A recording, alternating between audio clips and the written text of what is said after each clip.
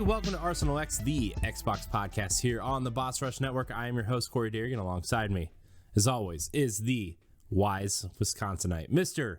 Jesse Douglas. How's it going? That's going to play real well. That was the delay. Yeah. That was going to play really well on the audio version of the show. Way to go, Jesse. I usually cut it out for the cut out those little tiny sections. Oh man, you do that? Sometimes. Hey, if you put that on our TikTok there, Jesse, we're gonna get 6 billion views. It's fine. Also joining us is, we got to come up with a name for Stoy, a nickname for Stoy. Soccer coach extraordinaire. The next, Yeah. I haven't seen Ted Lasso, so I can't be called the next Ted Lasso. You're not Ted Lasso. So. We'll put it that way. No. Okay. I just finished the current season, though. Very good. Okay. I like that show. But also, I don't know. Anyways, that voice you hear, the voluptuous. No, that's weird. Woo! That's weird. The gamer's facial hair, Stoy Jovic. Hello. Hi, Stoy. I'm here. I don't know what I would call myself either, so I'm always really bad with nicknames. Yeah, I don't gotta figure it out. Gotta figure it out. That's my homework for this week. It'll come natural. It'll come naturally. At some point, you'll be at work and you'll be thinking, "That's what I'm gonna call them." Mm-hmm. And then I'll forget 5 minutes later. Yeah. Because you gotta write it down. Old and our brains are rotting away from. Yep. All kinds of things. How's everyone doing? Speaking of rotting away. Hi. Doing well. Just rotting away, just chilling. Yeah. Oh God. Yeah, it's been a week. I injured my foot real bad at work, so that's what I've been dealing with. It's cool. How did you injure your foot at work? Let me share a little story with you, Stoy.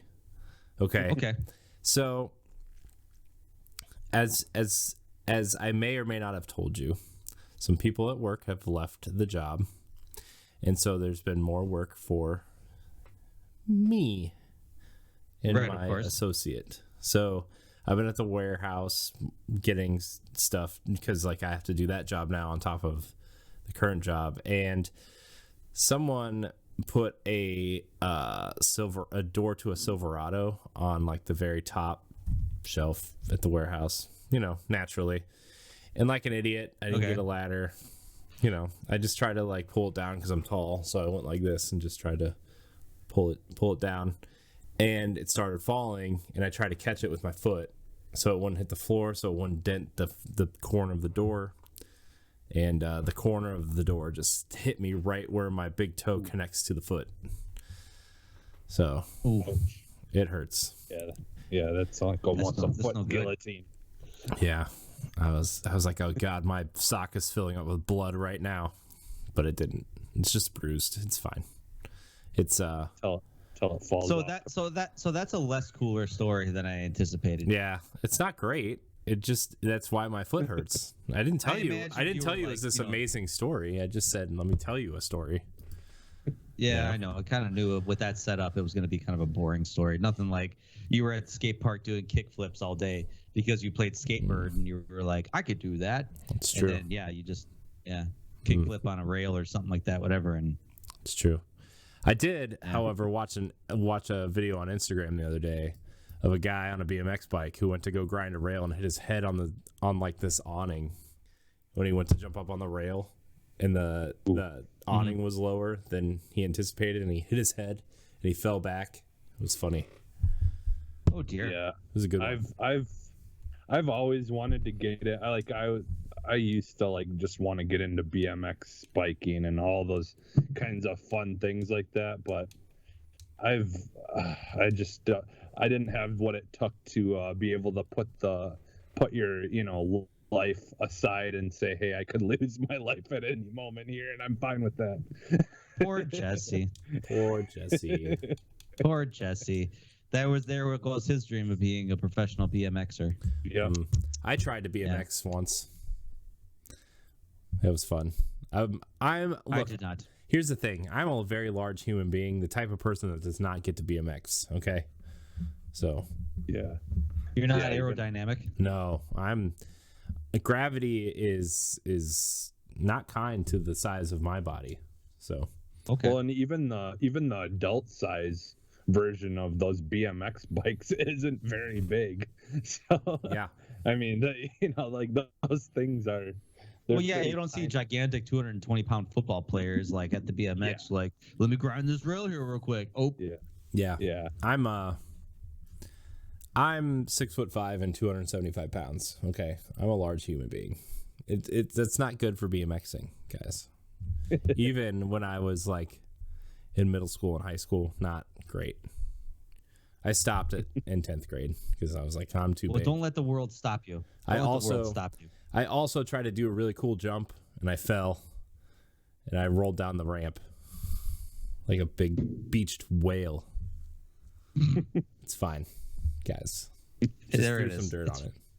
It's fine. Threw some dirt on it. I went home, sold the bike. Oh, there you go. And that, kids, is how your dreams die. Anyways. Well, then you find new dreams. Speaking of dreams, this is Arsenal X, the Xbox podcast, part of the Boss Rush Network, where each and every week we come together with our friends from around the internet to talk about everything we love about Xbox, including the news, the rumors, the Game Pass, and your questions if you send them in. You can email the show at arsenalxpodcast@gmail.com or leave a comment on the latest video episode. If you listen on iTunes, leave us a 5-star rating and a nice review. Remember, you can find all of our shows and content on bossrush.net, including other podcasts, our writing stuff, other things. Newly redesigned, by the way. So other things. Yeah. I did some small redesigns on the website today, and I also have to fix the menu system, but it's going to be better for featuring things, for, just readability, more articles on the page at once, so you're not scrolling for 75 hours, more featured content, so it'll be good. I'm happy with it. So how about phone? Is it optimized for phone and stuff like that? Yeah, it's all optimized for phone. We're good to go. So there you go. If you want to look on your phone, you can read it on your phone. So we're going to jump in to what we've been playing. Stoy, I'm going to go your way first. What are you playing? What's that game you're playing? What's that big meaty game you're playing? What are you fondling with your thumbs? I Am Fish. That's what I was playing. Yeah, how's that? No, I was actually going to try to access to see how bossrush.net actually shows up on my phone, but anyway. Yeah, I played I Am Fish. How is I Am Fish? That good, huh? Yeah, great. Yeah. It's wonderful. Oh man, just is it fishy? Is it? It's something. It's something, I'll tell you that. Tell us about it. What is it? So I don't even know what kind of game this is. So the story sets up where like you're a fish in an aquarium and you're hanging out with your other fish buddies in this big gigantic, aquarium thing, whatever. And you get fed this magical bread. This magical bread moves and it twitches and stuff and whatever. So like the aquarium owner like starts feeding you this magical bread, and all your fish buddies are like, "This is some good ass bread," and starts eating all the bread.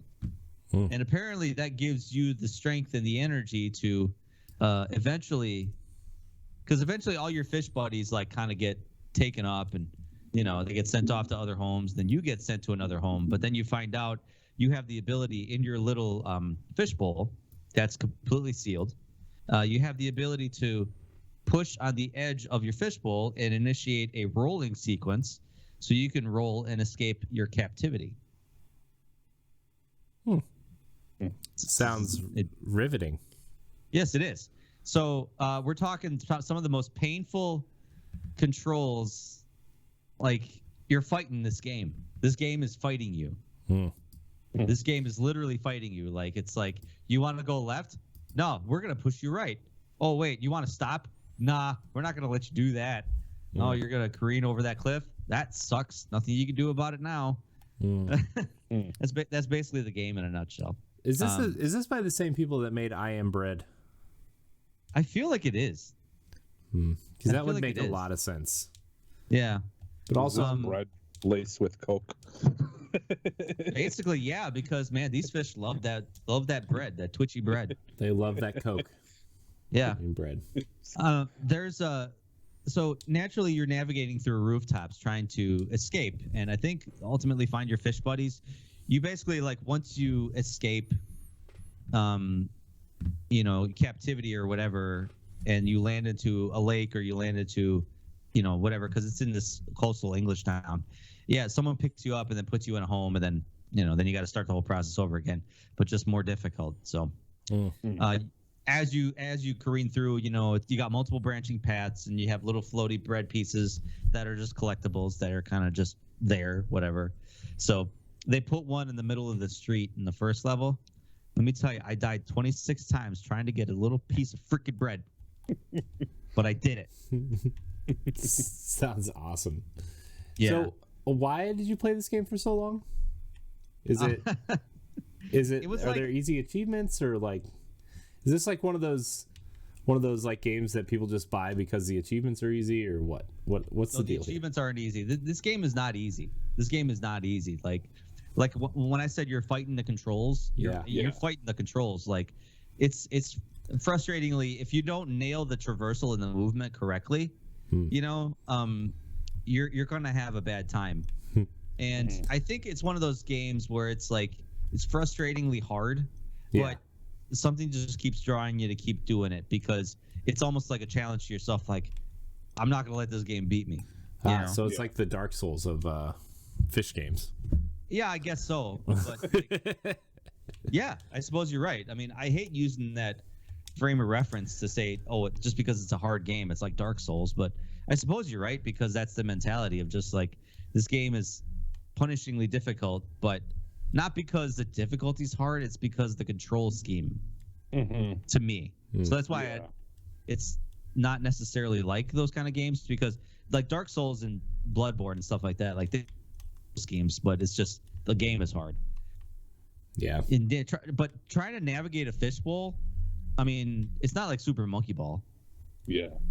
So it'd be cool if it was though. Super Fishbowl. Yeah. Yeah. It would. It would make the game probably a lot more fun, but yeah, that's what I was under the impression at first look, is it was going to be like similar to that, but yeah, that is kind of a bummer. So would you say, is it more like almost like the games, like you have the goat simulator and stuff, where it's just like nonsense kind of stuff, and it is kind of, because that game is too, like it takes some getting used to the controls for Goat Simulator. Like that game is very difficult, has a very big learning curve, but once you figure it out. Yeah, I think I don't know if this one really has a learning curve per se like that. This one is kind of like, I guess, I mean, the controls are pretty basic and pretty simple. Like, just move the joystick around.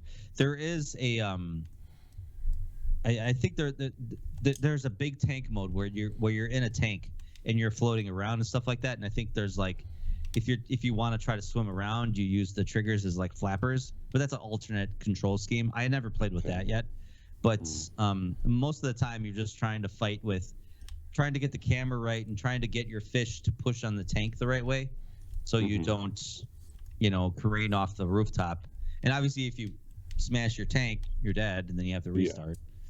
So, yeah, because you're technically you're controlling the fish inside of the bowl. You're not actually controlling the bowl. Yeah. Okay. Yeah. Once you kind of understand that concept of it, it doesn't become easier. It becomes harder. Yeah. But yeah. See, I think that's probably it becomes easier. I'll give it that. Once you kind of understand the mechanics and the physics behind it, but I mean, it's still a hard game to kind of really get into. And I guess am I going to keep going with this? Probably. Something will drive me back into it, but yeah.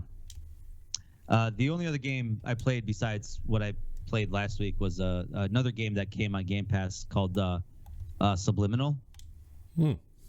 And I don't know if you saw this game. This game popped up kind of like Shadow dropped like a week or two ago. This game came out on the Switch I think a while ago, and it's very Portal-esque. Like you're going through, you're basically, apparently your character is in a dream state, and you're navigating through this dream state, trying to go from room to room, engaging in puzzles. But the mechanic of this is that a lot of things that you look at that you can pick up is kind of like subliminal nature, where it's like it's all in the angle and how you look at it and how far away you put it. Mm-hmm. So say for example you pick up a remote or something like that, whatever. So like you move it around and you kind of walk away from it, and then you lift it up into the air, and then you drop it, and then all of a sudden it grows 10 times its size. Mm-hmm. And you use these to navigate through the area. So like say for example you have one of the areas, you get a big cheese wedge. It's a cheese wedge about like whatever, that big. So cheese. But you have a door. I'm from Wisconsin, so it's this is important stuff. So then you have this big wall with a door way up top. So it's like, okay, I got to make the cheese wedge bigger somehow, put it up against the wall, and then climb it like a ramp. Mm-hmm. Yeah. Like it's like it deals with like depth perception and like like the way you have something, because it's closer to your face, it looks bigger, but it's not really. But in this game, so that's the mechanic. Makes it bigger. Yeah, that's the mechanic, because if you're trying to make something get bigger, and it took me a while to kind of grasp the concept of like, okay, how do I pick this thing up and make it, make it bigger so I could, that's what she said. So, but like, it's all in like kind of like, your ability to look at it and then pick it up and bring it closer to your face, and then almost like back away from it. Mm-hmm. And then that's how it kind of gets to a point. But sometimes if you're trying to drop it off, like, so it's like, say for example, like some of the rooms are just walled off, but like there's like a space beyond it. So like I'll pick up something and then I'll be like, okay, I just want to drop it there. Oh, it dropped behind that wall. Now it's gone. That sucks. Yeah. Because there is like kind of like fourth wall breaking stuff where like you escape the puzzle mazes, and then you got this voice tell you, hey, by the way, you're really lost and we don't know where you are, but it's fine. It's fine. Because there's like a kind of like a computer overlord talking to you, kind of like a what's her face in Portal? Yeah, Gladys. Yeah. Gladys, that's it. Yeah. So not as funny as GLaDOS, not as like kind of dry sense of humor, but it really challenges you. It really challenges you to think a little bit. Like you walk into a room and then you're like, how do I get out of this? So you just kind of look around, you walk around, it's like, okay, I can make that bigger, and then put that on top of that. And it's just, the puzzles aren't too hard, but it forces you to think a little bit. Nice. Yeah, I downloaded it. I haven't played it yet, but it seemed very interesting because I like that. Listen, it's either going to make you feel really smart or really stupid. Yeah, that usually it's one of those two. Yeah, and it's never the one you want. Never the one you want. Yeah. I love those kind of games. Like still to this day, one of my favorite games is Braid. Oh yeah. Oh, that game is just so brilliant. Mm-hmm. And just the whole twist at the end. Oh, it's such a brilliant twist. What a stupid twist. I thought it was perfect because you're so used to the whole Mario concept, and I love that they make you the bad guy. It's just right. Anyway, that's pretty much what I've been playing. Besides all like I'm still playing Tales. I'm still playing racing games. Oh, by the way, guess what I learned about Xbox? What did you learn about Xbox?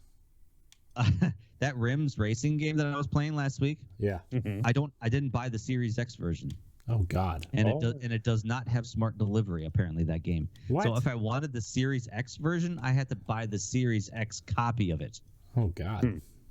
Because I noticed that I was playing it earlier this week and I was like, it kind of runs like dog shit. Like, I mean, it doesn't run bad, but it's like I'm playing on a Series X and it looks like it doesn't look like a Series X game.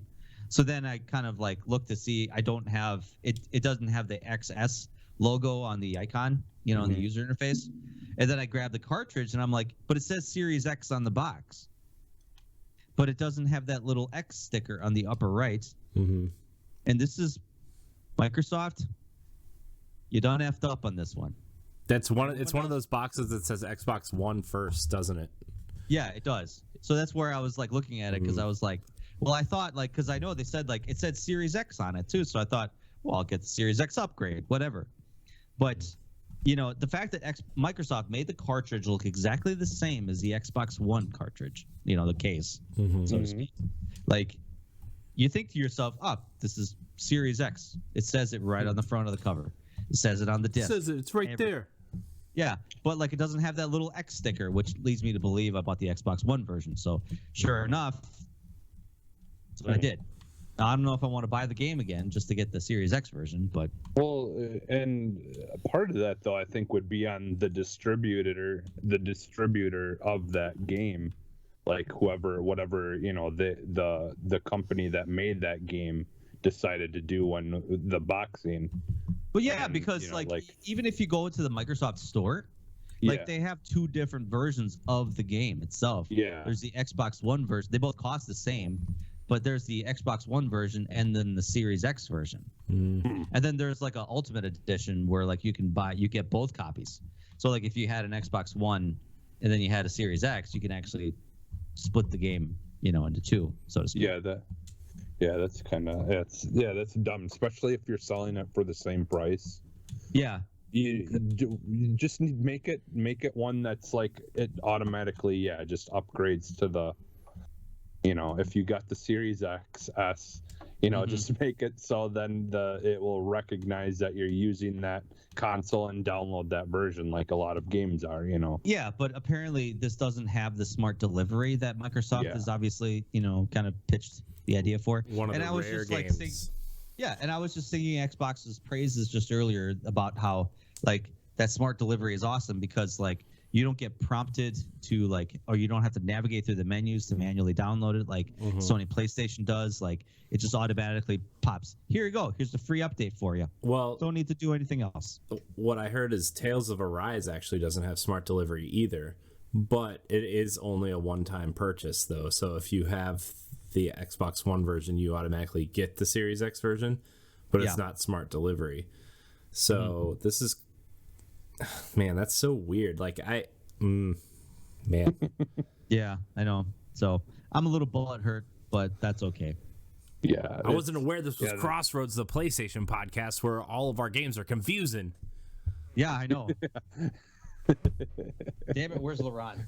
He needs to explain this shit to me. I don't understand. He's busy cutting sleeves off more shirts so he can do more podcasts. Yeah. I was slowly morph into LaRon. We're not used to these back alleyways of getting our games. I know, no kidding. I have to like navigate. You know how hard it was to download Tormented for the PlayStation 5? You know how hard that was? Like it was so painful. I was like, I can't believe I have to like manually search for a game and then navigate through 20 different icons just to find a game. I should just be able to anyway. You should just be able to do it, you know? Yeah. Anyway, that's all I've been playing. Cool. Sad. I enjoyed your stories about your games. Thank you. Kind of sad, actually, that you didn't, you know. Yeah. It's sad, but it's okay. We'll start a GoFundMe. Yeah. Yeah. I just need $50. That's all I need. Just $50 so I can buy the game again. That's it. Not a $60 game, thankfully. You don't even get a discount for like an upgrade or anything? There's no like $10 upgrade or anything? Nope. Yeah. Nope. Yeah. Whoever published that game definitely fumbled the ball. Definitely dropped the ball on that one. Yeah. I thought that's what I looked at. I was like, well, maybe they have like an upgrade version because on PlayStation 5, a lot of games are like that where it's like, oh, you want the PS5 version? You got to pay full price for it, you chump. You know? Chump. Let's talk about something else. Speaking of chumps, Jesse, what are you playing? Yeah. Well, I am on my Microsoft Windows PC. I've been playing kind of. You're laughing and I don't understand. I'm playing kind of Bridge of Spirits on my PC. Nice. Oh, okay. Don't worry, the earliest Xbox can get that is March, so we might be playing that next spring. Yeah. It's only a I 6 didn't months know that was window. coming. Yeah, it's only a Yeah. 6 Okay. months 6-month timed exclusive.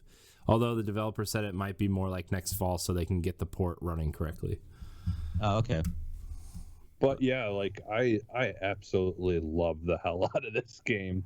Like I just love the whole like they've got the mechanics similar to your like Pikmin, where you kind of you rescue or kind of call upon these little spirits that are all throughout the wilderness and stuff like that that come and help you. And then, you know, as you build them up, you can, you know, they'll you know, direct them to stuff to move it, so you can get things to stand on to access, you know, different areas, and you can, you know, call them to the different enemies to help you attack the enemies and stuff, besides your physical attacks and stuff. And man, when people talk about this game, about how beautiful it looks, they are not lying. It is such a good looking game. Well, the developer is this is their first game, but they're an animation. First. They're an outsourced animation house, kind of like Blur, right? Like that's what they do. I heard this was supposed to be a movie. Like At first, it was supposed to be a short movie. It was supposed to be a short film. I don't know if you guys ever watched they did a really awesome Majora's Mask short film. It's on their website. Yeah, It's saw that. Incredible. Yeah. The only thing I liked from Majora's Mask was that. Yeah. We can't be friends now. I'm just kidding. Fine. I don't want to be friends. I'm just kidding. This is not Nintendo Pow Block. Okay, Your it's a joke, judgment, yeah. your judgment of Nintendo games on this show will not be judged in our friendship. Okay, thank you. Although Ed's Besides, I think in the Corey- chat, he might be judging you right now. Well, Yeah. No, I think Ed's with me on this one. Oh yeah, Ed's Ed with me hates on this Majora's one, Mask. yeah. He's like, Yeah. oh, it's just Yeah, it's just a buddies on that. side quest that's Zelda. And I'm like, Yeah.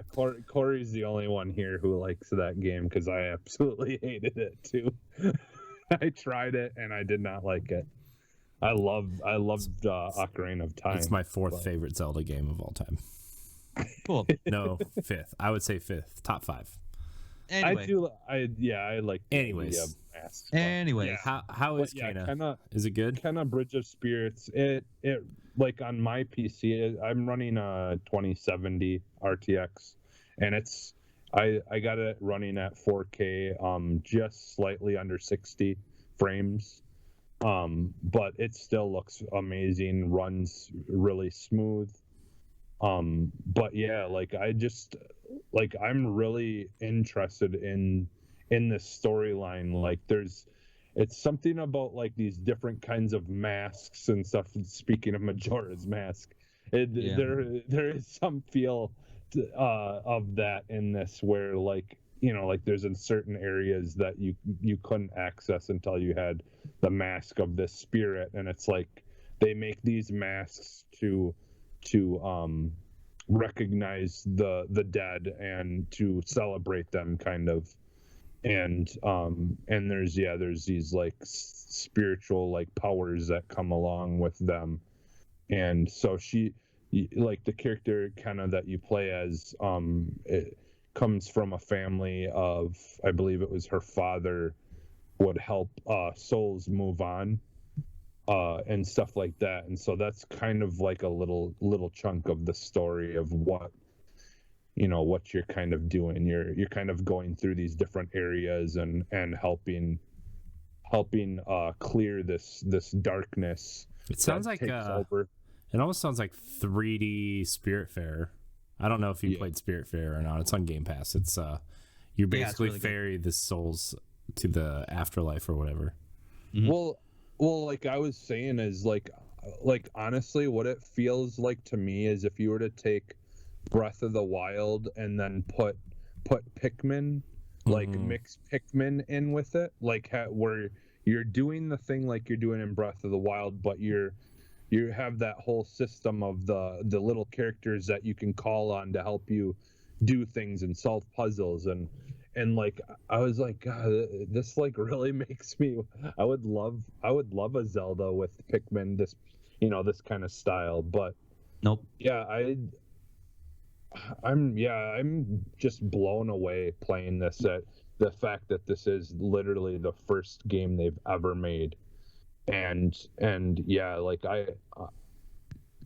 if you like the 3D kind of open world-esque kind of stuff and a really good story, like it is definitely one worth picking up when when you got the money for it, and or if you gotta wait and get a PlayStation, but it's definitely worth it. Like in my opinion, I really liked it a lot. Or like it a lot. I'll yeah. I'll probably get it when it comes to Xbox, just because I'll get a PlayStation 5 eventually, but if a game is coming to Xbox, I will 99% of the time get it there, even if it's a timed exclusive, just because, this is where I play. This is where I want to play my games. I'm invested in the ecosystem, whatever. Like, I'll just wait, right? Like, I know the Knights of the Old Republic remake is a timed exclusive for Sony, right? But I'll wait to play it on Xbox. There's too many other games to play. I'm invested in like the Halo multiplayer now, which I'll get to later, Destiny, and like a ton of other things across Xbox. So I'll wait, right? Like I'll just wait. But I am excited to play Canada. That game looks awesome.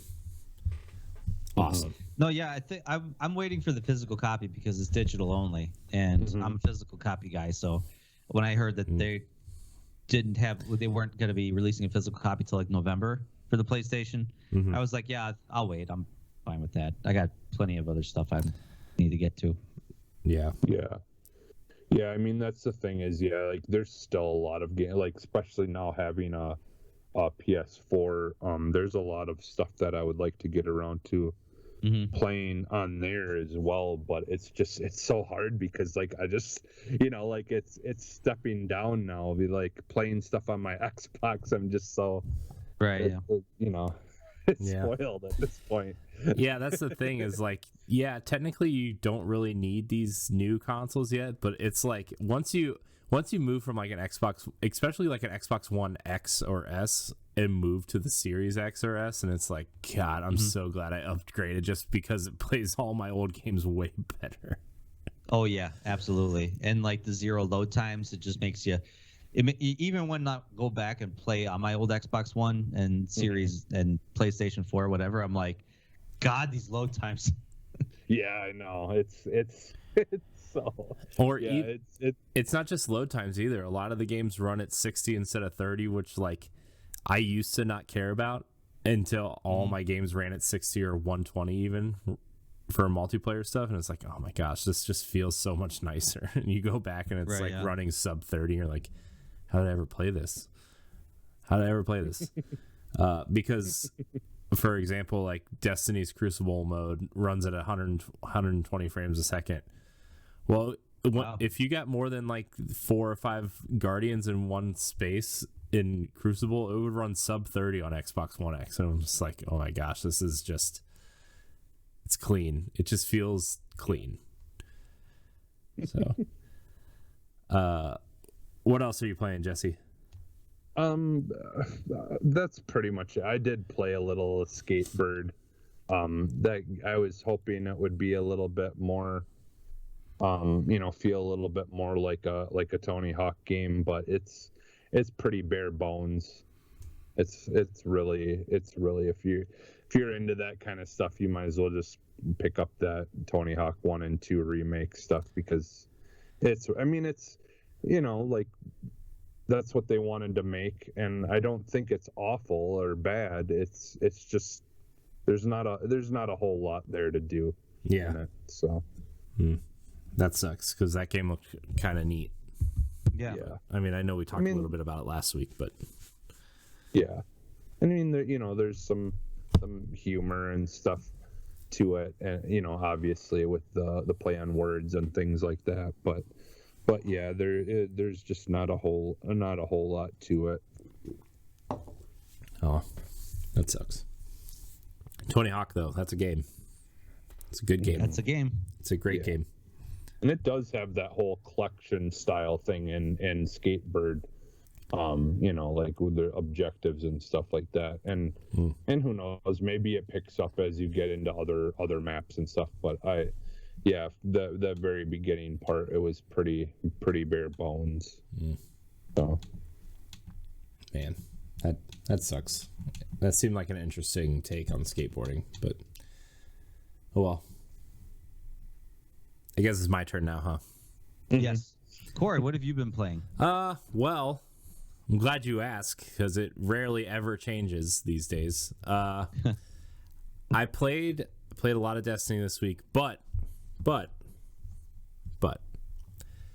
played some Trials of Osiris this weekend, which is like the hardcore PvP mode, and they changed it up a little bit this week, and they added something in it called Trials Labs, which is like an experiment that they're doing to make it, I don't want to say easier for players that never play this mode, but more inviting.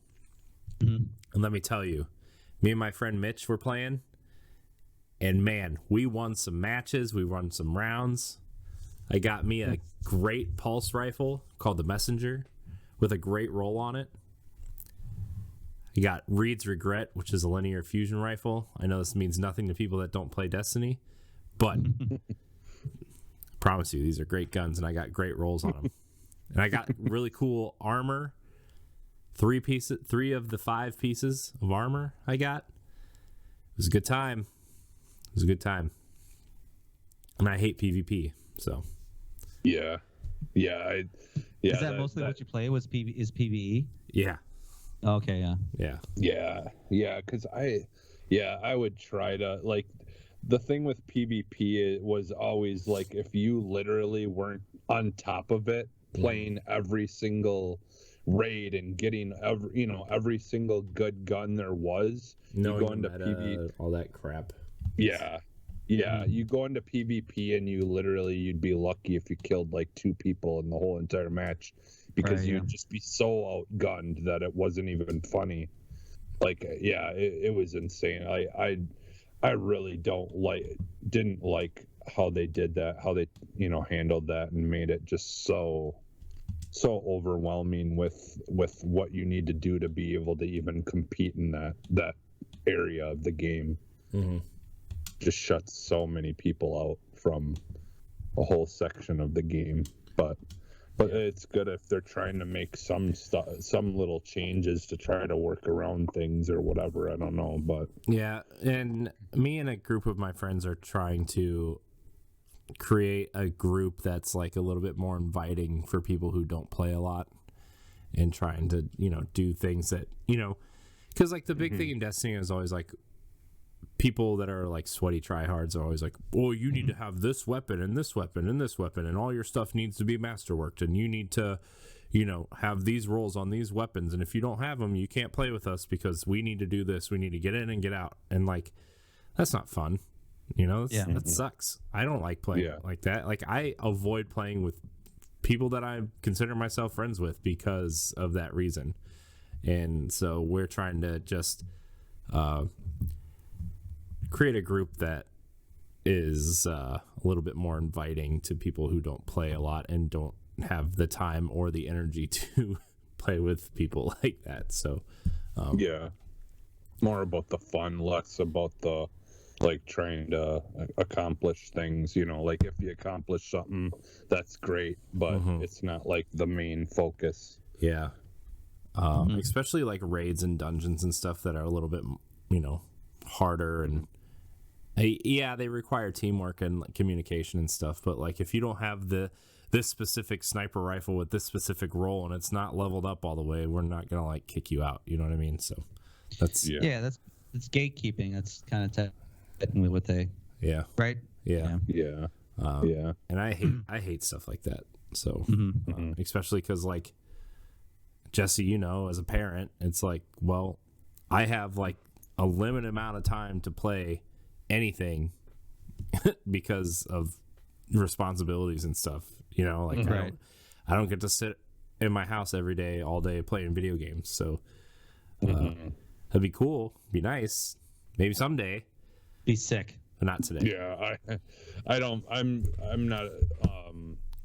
not proud of it, but like yes, I think this is the last season, I think, anyways, that I'm playing of it, because once Battlefield and everything comes out, but I paid the $60 or $70 or whatever it was to finish my battle pass in Fortnite because I just did not want to do the grind. That's fair. I'm looking at my Destiny season pass, looking at it, and it's like they added, like, they always wait like 5 or 6 weeks before you can buy season ranks, just because like they want people to play it and get involved in whatever. But they added do you want to buy a season rank? It's only $1, just $1 per season rank. I'm like, it would only cost me $7 to get more enhancement prisms to level up my gear. It would only cost me $20 to get that golf ball to masterwork my helmet that I've been trying to masterwork all season. Priorities. So yeah.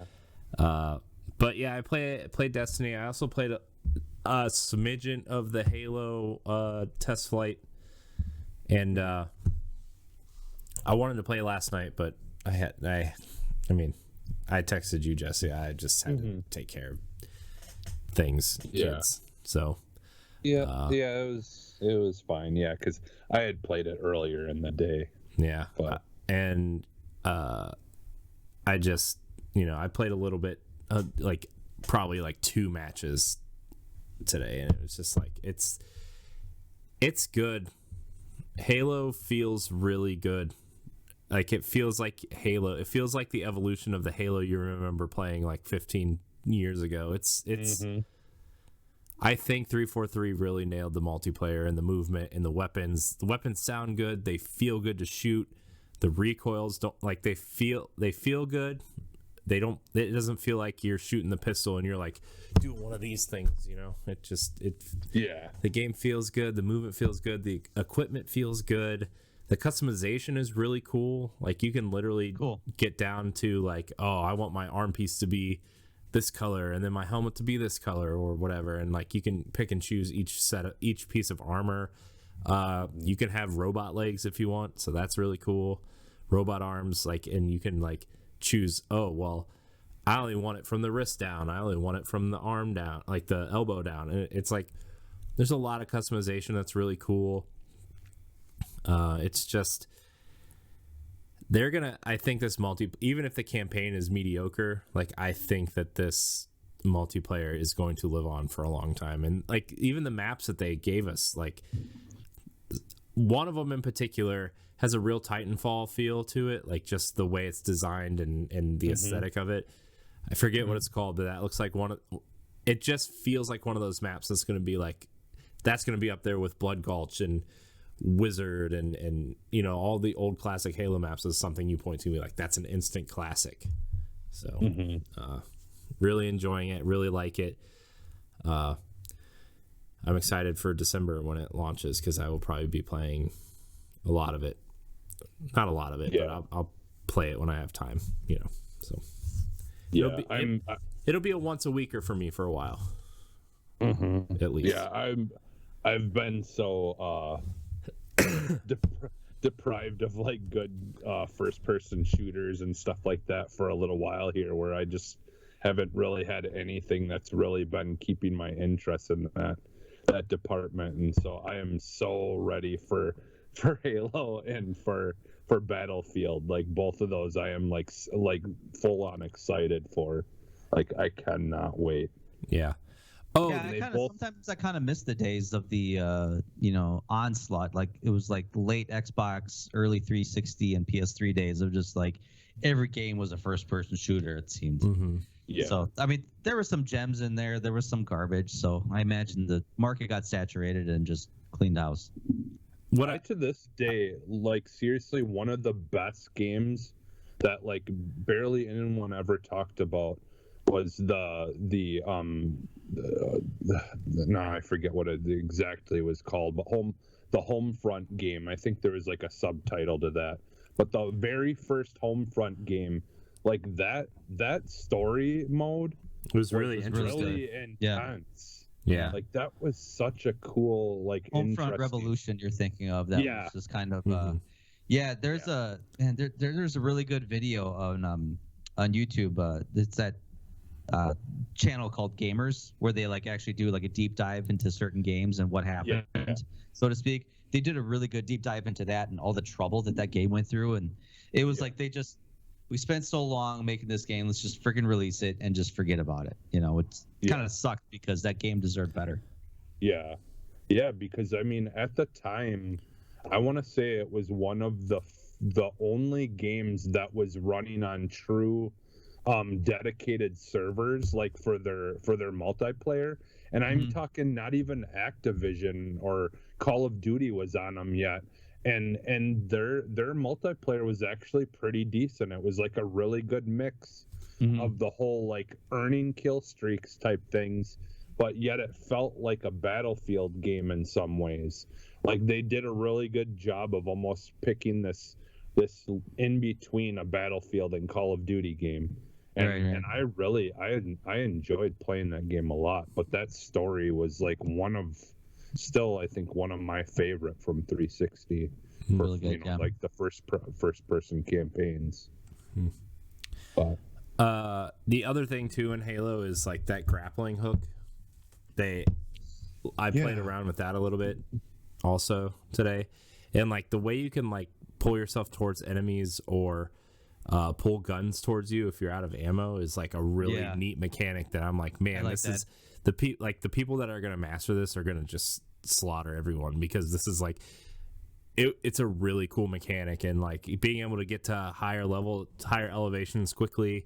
I can see really good snipers taking out people who are grappling really high, but like if you can get to a higher place and you're good at sniping and using this, it's just going to be, the world's going to be your oyster.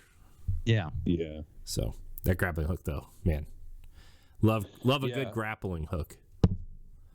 Yeah, well, and I honestly, when I was playing this game, I'm like, you know what, they've made it pretty bare bones, and it does feel really good, and like that, like Halo 2 or 3, like as far as gameplay wise. And I'm almost tempted to hook my my mouse and keyboard up and play like that again, because like my problem is I haven't played that way in so long that now things like Call of Duty and all that, there's so much more going on that it's not a simple thing to just jump on a keyboard and a mouse and be able to just master it right away. But they made it so, basic and bare bones, but yet feel really good and up to date, that I almost feel like I could jump on it with a mouse and keyboard, and because it's definitely gonna be difficult, like, because Halo has always been about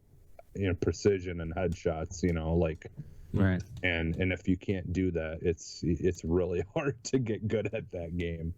But I was enjoying it a lot. I did run into some issues though in the gun training mode. There was one of the guns, it's like towards the bottom, I think it's the one right before the rocket launcher. It's like it shoots like some kind of like exploding like flame stuff or something like that. I had an issue where some of the dummies that would, the guys that would show up, like my shots were literally just going right through them, and it wasn't registering at all. So I ended up failing that horribly because I could not get rid of, like, I could not eliminate that guy. So like I don't know if that's something that they'll have to fix in the full game, but I don't know. I was having some issues with certain things just in that mode that I was noticing, where it didn't seem like it was always hitting the targets. But I do like how the body part glows when you hit it. Yeah, like to let you know where you're hitting. Sick. It's cool. It's cool. That's all I've been playing. We're gonna jump into this news, guys. There's a pretty big news story here about Crystal Dynamics is partnering with Microsoft and the initiative. The official statement from Square Enix says Crystal Dynamics is, quote, on loan to Microsoft. I didn't know you could do this, really. I wonder how that works. Like, do you just like It works like soccer, right? You can do that in soccer, right? You can loan players Yeah. other places, right? So Yeah, and it's up to that club. So like Crystal Dynamics could be like, keep them, yeah. or Crystal Dynamics would be like, yeah, we want them back. Well, this like after we talk about this, that actually like has some thoughts that we talked about last week when we talked about who Xbox might be buying, and some people said that Xbox was looking to buy Square Enix. This was like last summer, and it was like, well, that's not going to happen. But No. I do feel like Square Enix wants to offload their Western division, which would be Crystal Dynamics, Eidos Montreal. There's, I think, Square Europe or whatever, their publishing arm. I feel like this would be like a good subsection of studios to buy, because that would give them Tomb Raider, that would give them Deus Ex, which, let me tell you, Hell yeah, an arcane Deus Ex game. we need another Deus Ex. And we need another Tomb Raider. It's been too long. Well, already. Deus Ex. We've had enough Tomb Raider. No, we need more Tomb Raider. We need more I mean, both. I'll agree with that. But We need Deus more Ex both. first. More Deus both. Ex first. More both. Yes. Deus Ex first. So surprise news that the initiative would be partnering with Crystal Dynamics on the upcoming Perfect Dark game. The Xbox studio said it was, quote, incredibly excited to work with the developer known for titles like Tomb Raider, and in response to this, Crystal Dynamics has shared its own message on social media about the new partnership. It's, quote, thrilled to be involved. Nothing how it, I think it's supposed to say, noting how it thrives on reimagining iconic heroes. Crystal Dynamics on Twitter said, we couldn't be more excited to join forces with the initiative to bring Perfect Dark to a new generation of gamers. We thrive on reimagining epic heroes and can't wait to realize this first-person spy thriller together. That kind of makes me a little upset, because not upset, but like kind of bummed. Like, oh man, it's first person. Like we were talking earlier, that we wish it would kind of go to the third person route, but yeah, I think it'll still be good regardless. Mm-hmm. Yeah, I am a little concerned though that like Xbox, this is their brand new, quote, quadruple A studio, and they have to outsource, partnering with another studio to do this. Well, that's how much they want to, like triple down, basically, to say this is a, 4A studio or whatever you want to call it. Like we're bringing in big guns for this, because Crystal Dynamics, man, they made some good stuff. Yeah, I agree. It's just like, man, I'm kind of worried about some of the studios though, because like I just feel like what's going on with managing these studios, right? Like I feel like 343 has been kind of mismanaged. I feel like the only studio that's been really managed well is the Coalition. This is the lead up for our topic at the end of the episode. So. I know, but all right. So okay, we'll save this conversation for that. But I mean, Crystal Dynamics, I feel like is a great choice, regardless of what you think of Avengers or not. I feel like that was more of a Square decision than a Crystal D decision to make that game what it is, right? I really love the Crystal D. Yeah, that's gonna be what we're calling it from now on. I didn't mind Avengers. The campaign was fine. I didn't go back to like the Wakanda stuff or anything, but I love Rise of the Tomb Raider. I love the Tomb Raider reboot. I love that entire trilogy. I actually like the trilogy before that they did with Legend and Anniversary and what was the other one? Underworld. I really liked that set of games. So I think Crystal Dynamics they know how to make a really cool, interesting female protagonist who can get shit done. So this is exciting. I do wish it was third person. I would have loved to seen it more like a Metal Gear, like almost like an open world Metal Gear type game, right? Right. With cool gadgets. Splinter Cell.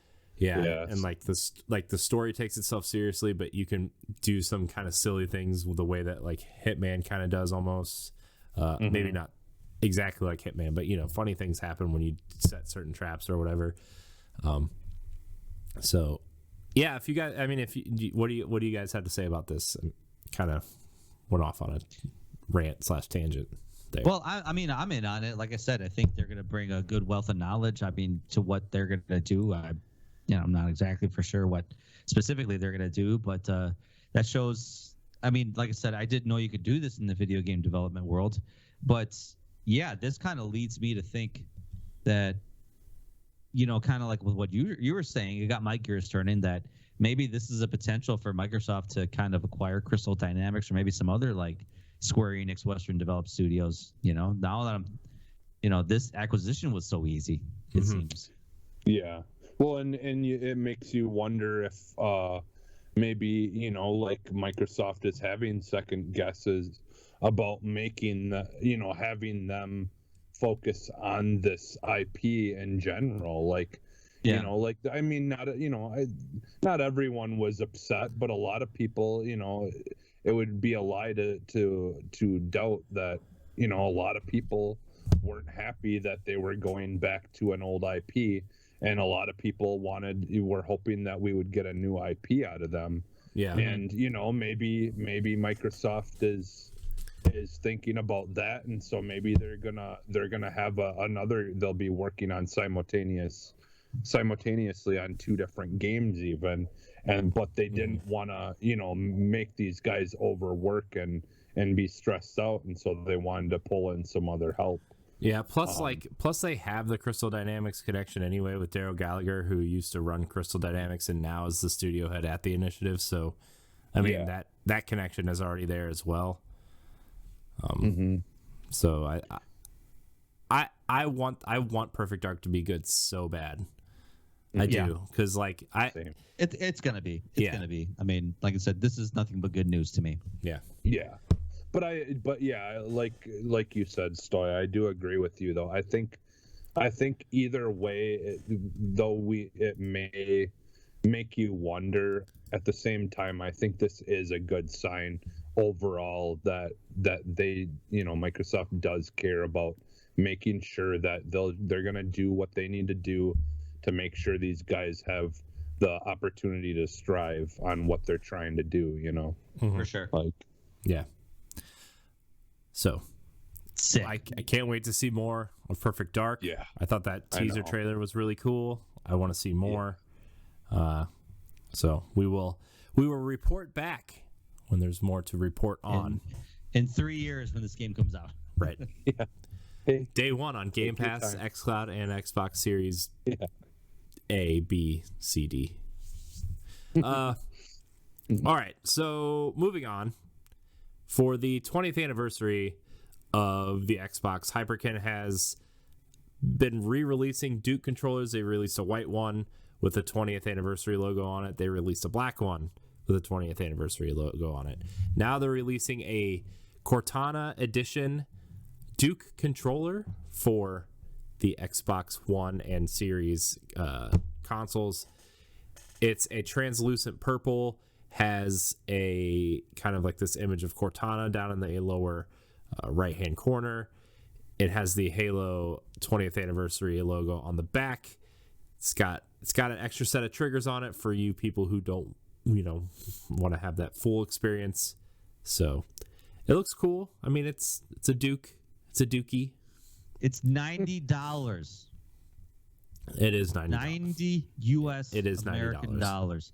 That's too much. I'm sorry. That's especially for a wired controller, Yeah, I mean, well, it's detachable, from what I understand. So I is think it? it's itself to be Bluetooth. Oh, I didn't know it was detachable, but yeah, I mean, even still, to me, it's like $90 for just a controller that has no other I mean, it's not like it's an elite controller where it's got like extra functions and mappable buttons, whatever. But it does. It has the black and white button.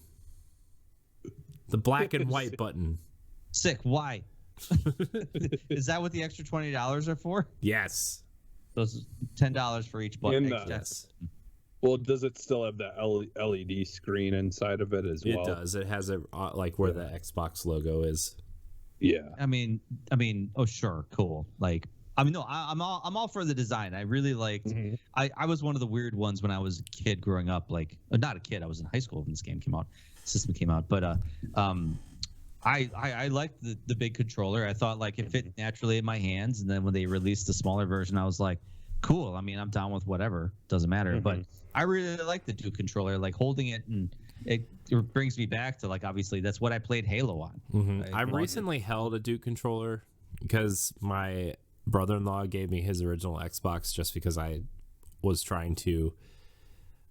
I envisioned myself having like one of those square box shelf things, and I was going to put an Xbox in each hole like a cool kid, and I never did it. But I recently held the Duke controller, and it's not as big as I remember it being.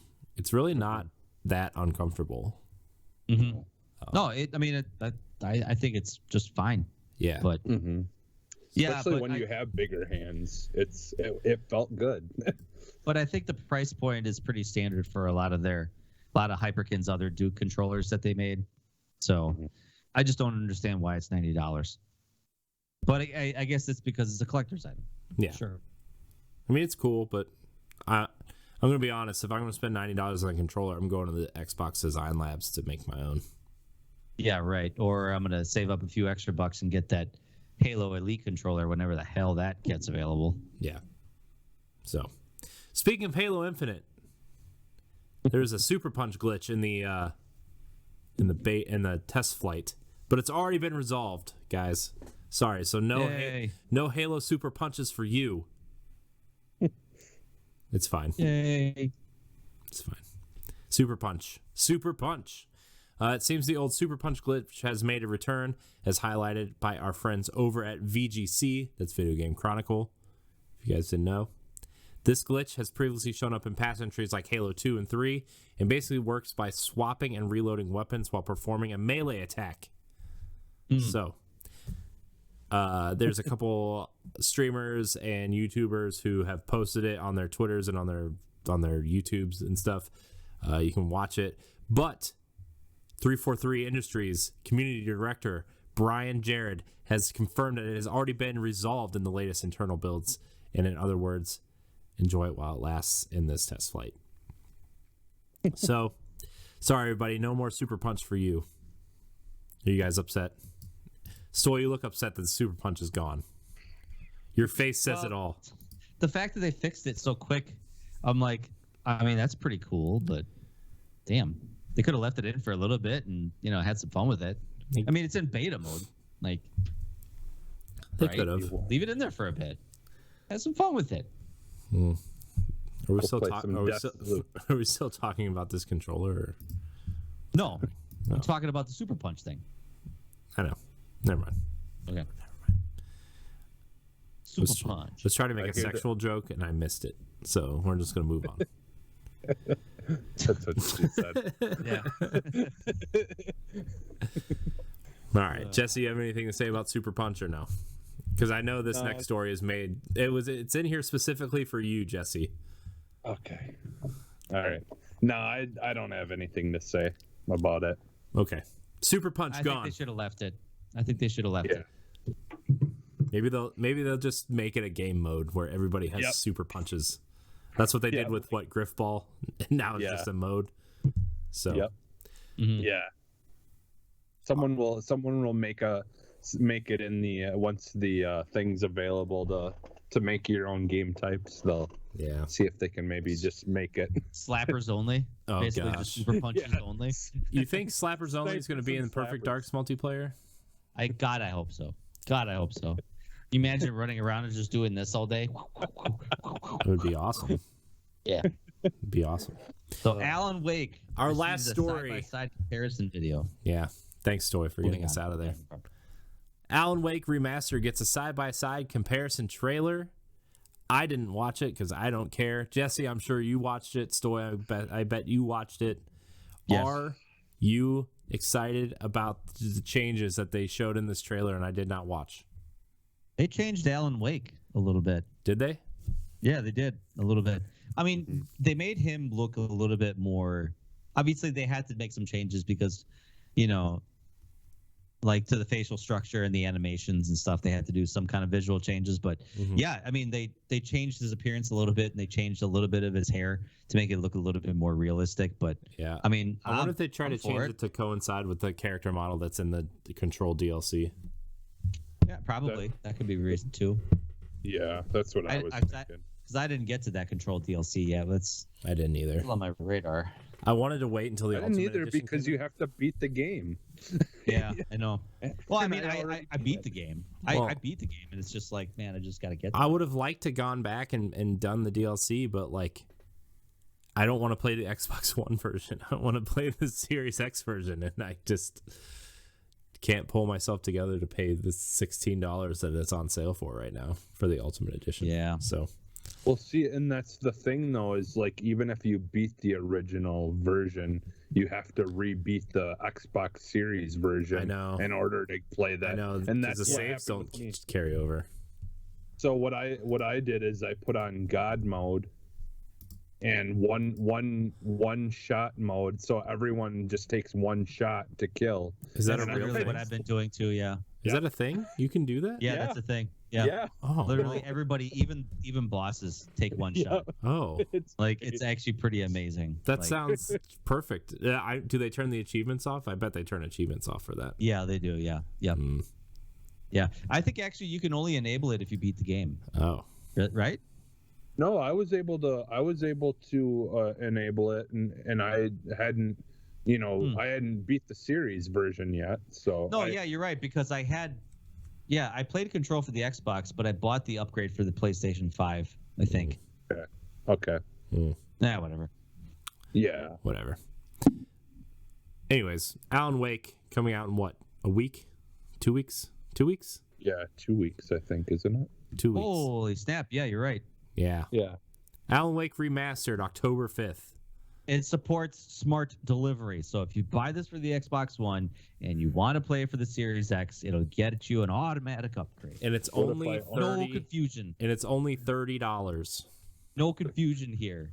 Thank you. That price point is very nice for a remaster. That's a solid game. Yeah. Wouldn't that be funny if they're like, if you still own the 360 version, you get a free upgrade? I mean, a lot of PC versions of games do that, though. So yeah. If they did that, I'd be a little upset. Why did you pre-order it already? No, I didn't. No. But that would be funny if they were like, here you go, free upgrade for 360 owners. That'd be messed up, though. I don't know how you could do that. Yeah. That'd be a huge update. Yeah. Yeah. And I mean, people would go out and buy the like $5 used versions of it and all that kind of stuff. So yeah, obviously. Right. Speaking of upgrades, it's time for the segment we like to call Pass It On, where we talk about the Game Pass announcements and what's coming to Game Pass this week. Stoy, what is coming to Game Pass this week? Well, actually, something kind of shadow dropped last week that I didn't know about that just all of a sudden popped in. And it's a game called Lost Worlds Beyond the Page. I played this for the PlayStation because it came out of the PlayStation first, and I think it just released on the Game Pass. But this is a sad game. Like, this is a sad game. It's kind of like a storybook style game where like a girl is narrating this story that she's writing in a journal about this. She's writing a story about this girl magic wielder that's trying to save her village from this evil in the land, and it's just a standard side-scrolling platformer, but it's got like a kind of like a fourth wall style story happening at the same time that affects the story that she's writing. Delightful. It's really good. It's actually really good, really kind of a powerful story. But besides that, Lemnis Gate is obviously coming out. By the time you're listening to this, it should be out. I think it comes out on Tuesday, the 28th. Yeah. Astria Ascending is coming out. This is a that's that side-scrolling RPG, right? It's a turn-based token battle system. Ooh. I talked about this earlier with my guys because I was like, it looks the art style looks very reminiscent to like Dragon's Crown and like Vanillaware, those type of games, Muramasa the Demon Blade, and so you got turn-based battles, kind of like Final Fantasy, but then you also have these token battle coin side quest games. So yeah, cool. Kind of neat. It's actually the narrative story is written by the guy that did the Final Fantasy VII remake. Oh, So wow. That's cool. Expect really obscure storytelling. Otherwise, you have a game called Unsighted, where it's like a cross-code RPG. What's it called? Hold on, what's this called? Unsighted. Unsighted. Yeah, I don't know if you ever played crosscode. It's kind of like a I love crosscode. World.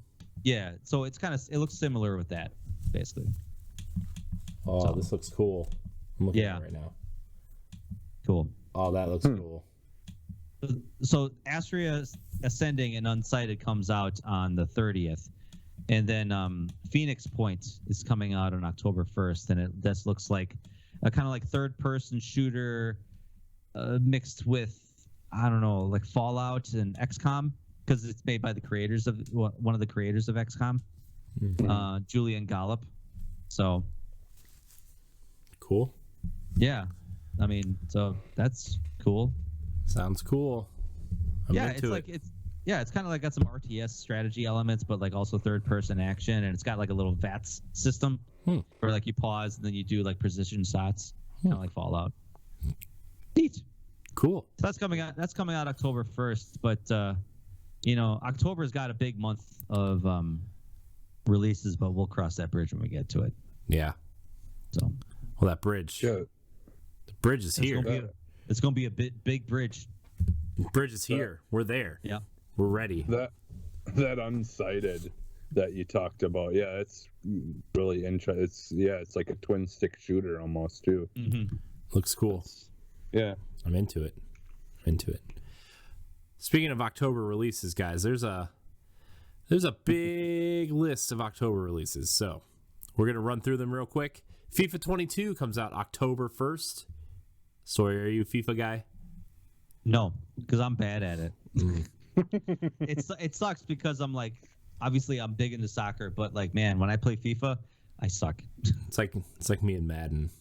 But of course I'm gonna get it because I'm gonna get it. I'm gonna play it twice and then never touch it again. Yeah, it sucks. You could just play last year's version on Game Pass. I could, yeah. I did see that actually just recently when I scrolled through Game Pass titles. Phoenix Point comes to Xbox One on October 1st. Alan Wake Remastered comes to Xbox One and Xbox Series on October 5th. Hell Let Loose comes to Xbox Series X on October 5th. Let's see. Nickelodeon All-Stars Brawl comes to the Xbox platforms on October 5th. Super Monkey Ball Banana Mania comes to Xbox platforms on October 5th. Man, October 5th. Hope you guys are packing your wallets full of cash. Cash. Yeah, Far Cry 6 comes to Xbox. I feel like I've been hearing about Far Cry for like 3 years. Yeah.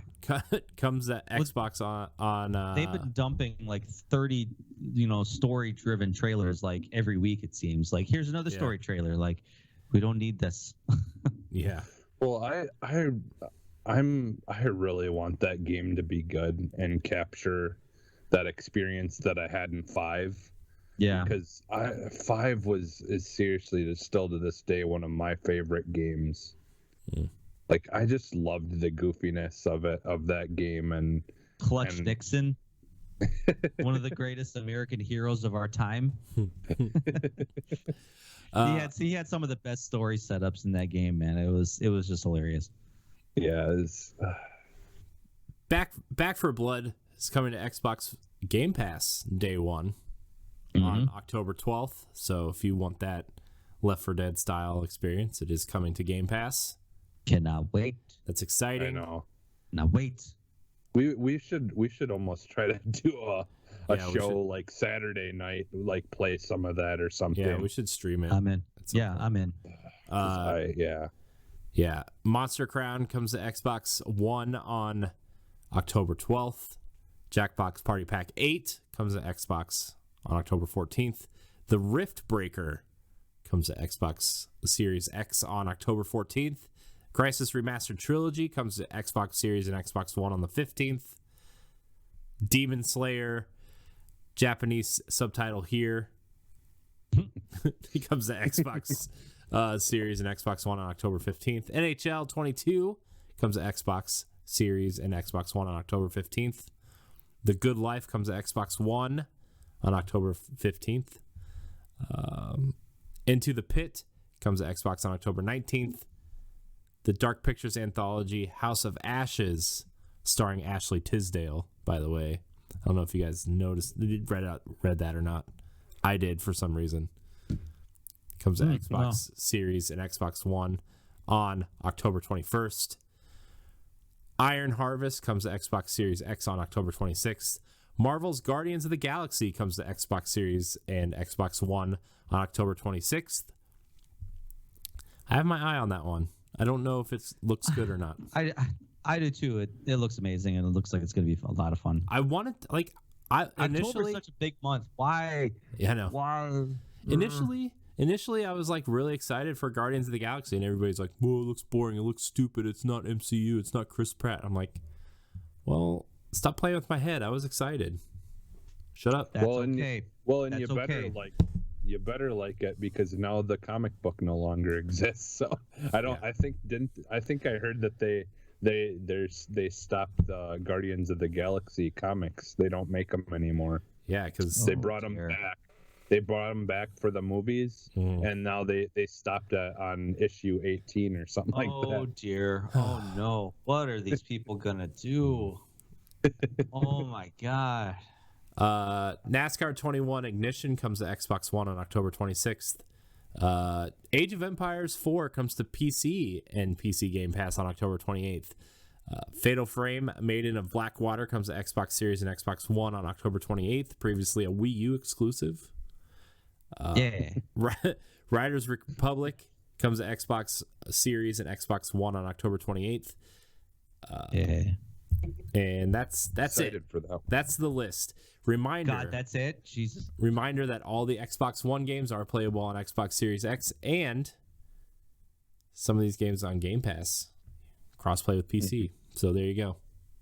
Keep in mind, if you wanted to play on your Series X and you want it to be upgraded, look for the X. Yeah, look for the Series X and S logo, because not all third-party games. Although, also a quick reminder, all of the Ubisoft games will be getting free upgrades for the Xbox Series of consoles. So nice. They do support smart delivery, so that is very, very nice. Good. So there's your list. I'm going to try to do it at the end of every month, the next month's games. That's something I want to implement. I know this one was kind of sloppy, but it's okay. Working on it. We made it. We made it. You know what we made it to, guys? Our topic of the show. Guys, I want to know, are we happy or concerned with Xbox's position right now? They had a solid launch with the Xbox Series. Smart delivery is working 95% of the time. Sorry, Stoy, with your little non-smart delivery. That story just makes me laugh. That's my gripe.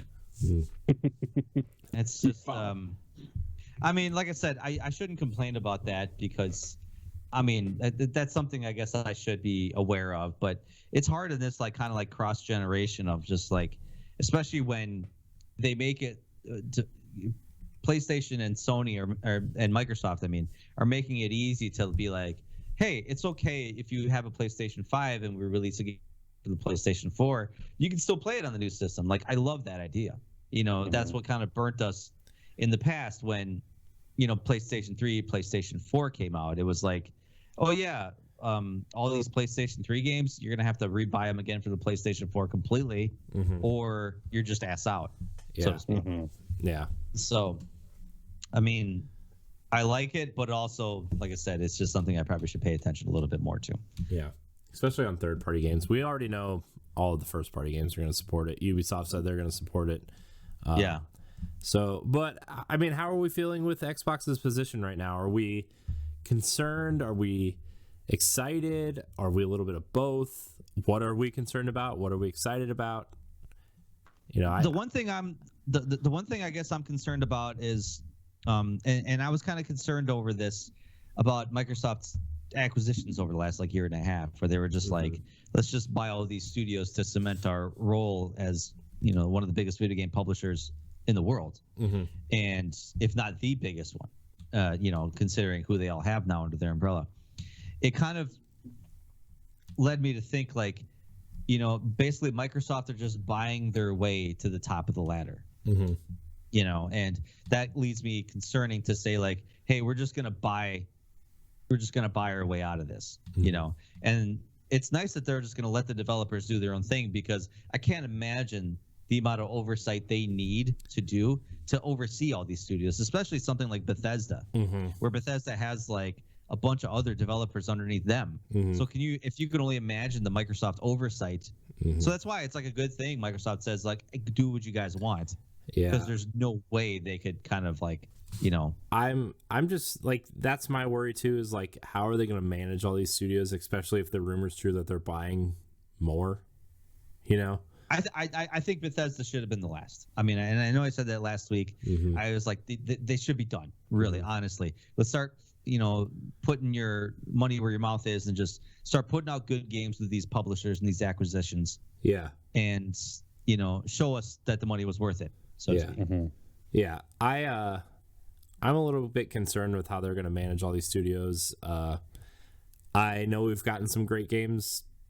You know, the last few games they've put out have been great, like Flight Simulator, Gears Tactics, which I still think is severely underrated. I don't really understand why nobody really talks about it, probably because it's a tactics game. But Psychonauts 2 has been highly regarded, right? And Forza is always highly regarded, so I don't think Forza Horizon 5 is going to be a problem. I think the one that everybody is looking at is Halo, because of how mismanaged Halo 5 was, how development has gone for Halo Infinite. I think people are concerned a little bit. Judging what I've played from the multiplayer is great. It's the campaign I think people are looking at and being like, hey, Halo's the one first-person shooter where we really care about the campaign. I really hope that campaign is great. I hope they know what they're doing in terms of managing these teams. They've got a lot of teams, haven't really seen a lot of output, right, in the stuff we have seen. Like Psychonauts was acquired, and Psychonauts was already in development, right? So some of the games they've put out were already underway. Wasteland 3, right, was already coming out. Outer Worlds was already coming out, regardless of the acquisition. So, Jesse, what are your thoughts? So, like, yeah, I think I don't know. I do have a little bit of pause and worry as far as you know, them kind of making sure that they're not spreading themselves short when it comes to working, you know, with all these developers now that they have and these teams that they have. But at the same time, I think they would be smart enough, you know, having the money that they can afford to have more positions of people who can make sure, you know, that they have you know, people to communicate with and you know, like, do what needs to be done as far as managing stuff. Yeah, but you would think, but like, I feel like there's that you point at it and it's like, well, you don't want too many cooks in the kitchen. But like I was gonna bring up earlier, right, with the initiative, like they weren't bragging, but a lot of the stories that were coming out, oh, they poached people from Sony Santa Monica, they poached people from Naughty Dog and Crystal Dynamics, and like, right, like Taylor Gallagher was a great leader for Crystal Dynamics, right, with the Tomb Raider series and everything. But now they're struggling to like develop a game on their own, so they've had to outsource stuff to Crystal Dynamics. Like that to me, Stoy, I know you said that's nothing but good news for you, and in terms of Crystal Dynamics reputation is like, yeah, I agree on that end. My concern is Microsoft managing the initiative to the point where like, oh crap, we need to get some outside help with this game because it's not coming together with the team that we have, you know? Yeah, I can see that point. Sorry, Jesse, I didn't mean to interrupt you. I just trying to make. But I don't know, because the thing is though too is I kind of look at like what we've heard about the new Forza game though too. Like they're working with people who worked on Grand Theft Auto and all these open worlds that have kind of come to help them with understanding that part of it as well. I mean, like outsourcing is not like it's not a bad thing, right? Studios do it all the time. No. They outsource assets and code and whatever, but like, these are like, they outsource to studios that specialize in being outsourced, right? Crystal Dynamics is a studio known for making full-blown awesome action games. And the fact that you're outsourcing them to, basically make this game for you with a studio that you touted as your first quote unquote quadruple A studio, that worries me. And I don't know if they just like all the puzzle pieces aren't fitting together, or like they have the wrong people in the wrong positions or whatever, but like that just worries me. Not that I don't need Microsoft to have a portfolio the way that Sony's is, right, where it's always a third person action banger after banger after banger after banger, right? Like I actually don't want that. I like that Flight Simulator and Psychonauts and Age of Empires and Gears all exist in the same ecosystem. I like that, right? I think that benefits Microsoft greatly. But it just seems like whenever it comes to like their main studios or their flagship studios, aside from the coalition, like there just seems to be issues happening. Like, I mean, Halo's not a big secret that studio seems to have been mismanaged since Halo 4, right? Like it just, that's my concern is all. Yeah, I mean, like I said, I do think there is, there should always be some pause until we actually see, what kind of product they're making. But I don't know. I don't know why, but like I just don't feel as worried about it. Like like once we see something, and if it does look like, like there could be some issues, because I mean, yeah, like there was something going on with Halo Infinite. But I think sometimes I wonder though, like, because I mean, Halo is such a massive thing to take on, and I can see how that could be very stressful to anyone, no matter how great at your job you are, to have to be tasked with such a difficult thing to try to pull off, and especially with so many people watching you, especially with the legacy that Bungie left and is Bungie's currently doing with Destiny. Like, you want to live up to the expectations and the legacy, and I liked Halo 4. I think, and personally, Halo 4 is my favorite Halo right now, followed by 3, but like a lot of people didn't like Halo 4, and that really sucks, because now now you have to be like as we're all kind of doing things creatively, right? Like if somebody, like if you put out something that you're really proud of and then somebody doesn't like it, like at least for me, like you tend to overthink, well, how do we change it? What do we do to fix it? Like, is this really a direction that we're comfortable going, or do we want to change things? Do we want to keep it the same? Do we want to piss off these people while we appease these people, right? Like, it's just, the creative process sucks when it comes to that. And like, that's for our dumb little podcast, right? Like, I couldn't imagine working on a franchise. We're not dumb, Corey. You know what I mean? I'm not. I am. It's fine. It's fine. It's fine. It's fine. I can imagine doing that with a property as important as Halo. Yeah. And that just, I feel for 343. I really do. Not to mention because unfortunately there are those people out there who want them to fail too. Yeah. Like, like it's just, the Twitter eggs. And that's just a vocal minority. It's such a vocal minority of people that just like hate it so much, because you know how it is. It's like the people that enjoy your content aren't the ones that are speaking out loud every day telling you how awesome you are. They're just enjoying your content. Stoy, you're awesome. Your content's great. Thank you. Thank you. Thank you. Now text me that tomorrow at 5 p.m. and every day after 5 p.m. I love at 5 it. p.m. after that. Okay. Anyway, but yeah, so yeah, I mean, 343 Studios is going to do what they're going to do. They want to appease as many Halo fans as possible, and because it's going to make them the most money, which ultimately in the end, video games is a business, and Microsoft knows that, so that's why they're making a lot of these financial acquisitions to cement their place as being the best video game publisher in the world. Yeah, and I think just like with this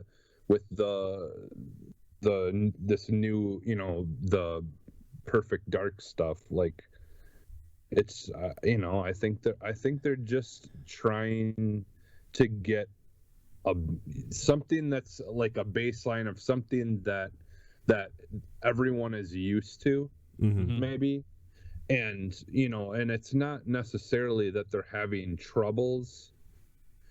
It's just like like look at how Anthem and like these games where they had to use a system or a type of game engine that they're not used to, that they don't like I just wonder if there's something going on there where they're trying to build an engine for this game, and he wanted to bring them over to help with even just some of that kind of stuff, of having an idea of there's a lot that could be going on here. That's why I'm kind of just like, I gotta see something first and then I'll worry if I feel like it, because there's just so many different processes that go on in this, that until they actually tell us why this happened, it's really hard to tell. Like it really could not be that. It could just be really not that big of a deal that this happened.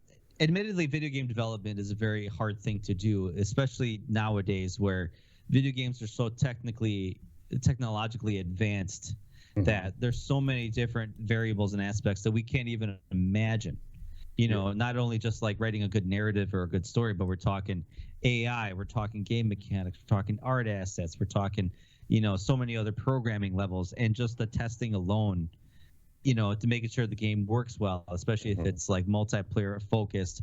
We're talking like an online system that needs to be, one, robust, and two, stable, that you can accommodate hundreds of thousands of players.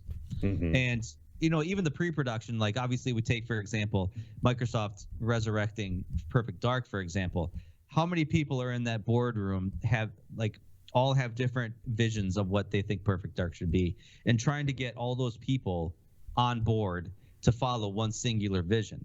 And that's always been the problem with a lot of games that have came out that have had identity crises, where like Anthem, for example, came out with like just a big identity crisis. Is it Destiny, or are they trying to be another Mass Effect, where they're trying to tell a good story, but they want it to be like this open world action game, so to speak. So you have to have a singular vision, and I think that's where you have to have a good core team working with you. And I think Microsoft took that into account on who they acquired, who they purchased. They purchased good, solid teams with good visions, good leadership, and I think ultimately it'll benefit them, but we won't see the fruits of that labor for probably another 2 years. Yeah. I just, at this point, I almost wish like if we knew they were gonna work with Crystal Dynamics at this point, like I almost wish they would have just like outsourced this game to Crystal Dynamics in the first place and just let the initiative work on a new IP. Where like like Sony always has these second party deals where they're like, hey, will you make us an IP? Like that's what Ratchet and Clank was for a long time, right? Before they purchased Insomniac, which was like the steal of the century, by the way. Insomniac is just they paid less than $250 million for that studio. It's just like, oh my gosh, they shit out a $250 million check and just wipe their ass with it. But like, Sony won that one. Yeah. But I almost wish they would have done something like that at this point. And let Daryl Gallagher lead the team or whatever. Like, I don't know. This almost reads like that's almost what they're doing at this point. I want Perfect Dark to be good, not because like I have any real affinity for the originals or Perfect Dark Zero. Like, I liked Perfect Dark. It was fine, right? It just felt like the GoldenEye sequel that we weren't getting. Mm-hmm. Well, admittedly, yeah, there's such a small. This Perfect Dark game is setting up to be just. I mean, there's not a lot of people that have fond memories of Perfect Dark, much less even played any of the Perfect Dark games. Mm-hmm.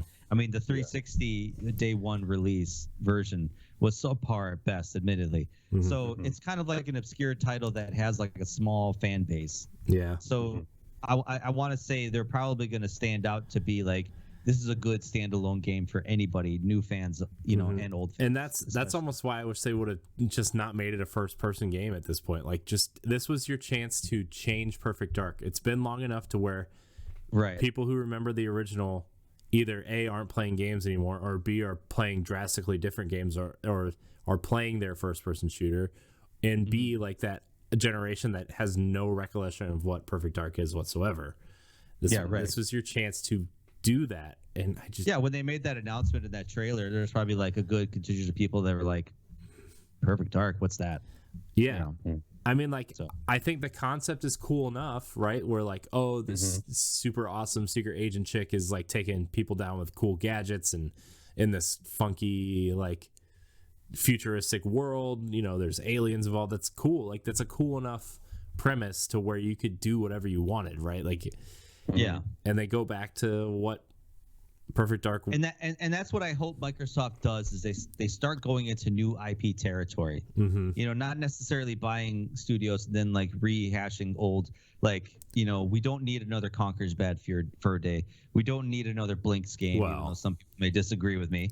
We need Conker. Let's bring Conker back. But I mean, like, I know what you mean. You have a good contingent of people that are like, let's start seeing some new IPs. Let's start seeing some new games, some new fresh ideas that could actually spawn into maybe bigger sequels, stories and whatever. So that's where I hope Microsoft is going to with Obsidian's big RPG title, anything Bethesda out like Starfield. That's I think those titles are gonna be huge for them, and I'm really banking on that being their bread and butter. Well, and Deathloop is like, just. I don't want to talk about Deathloop. We can talk about it next September when it comes to Xbox Game Pass. Yeah. But I'm just saying though, like but that's something that we, like we can is already a good glimpse at the future of what like what we could see from them. So, because sometimes I wonder if Deathloop is literally just their like Sunset Overdrive, essentially, like where a lot of that stuff could be brought to even bigger level, and that was just a game to test out some of those mechanics and stuff like that. Like that's what I thought. Well, we talked about that before. Sunset Overdrive was a big testing ground for a lot of mechanics for Insomniac's Spider-Man game. Yep. So that was the big influence. So I wonder if sometimes if Deathloop could be a good idea of an even bigger vision. So maybe it can inspire Redfall. Who knows? I think Redfall is going to be big. Yeah, I think Redfall looks awesome.